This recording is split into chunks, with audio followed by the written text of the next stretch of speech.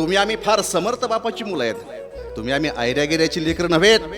अहो ज्ञानोबा तुकोबा तुमचे आमचे बाप आहेत. मला सांगा, अशा कोणत्या आध्यात्मिक समस्या आहेत की त्या समस्येचं उत्तर ज्ञानेश्वरीमध्ये आणि गाथेमध्ये सापडत नाही? सांगा ना, किती आध्यात्मिक समस्या असू शकतात, काय असू शकतात?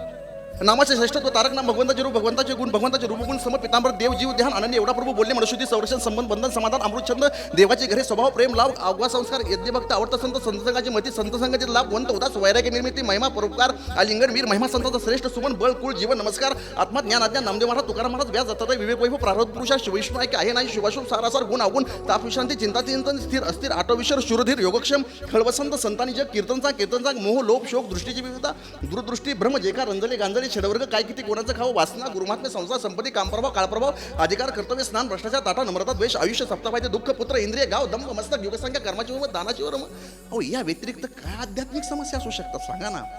या सगळ्या प्रश्नांची उत्तरं तुम्हाला मला ज्ञानेश्वरीमध्ये आणि गाथ्यामध्ये नक्की सापडतील, पण तुम्ही आम्ही ते वाचले पाहिजेत ग्रंथ.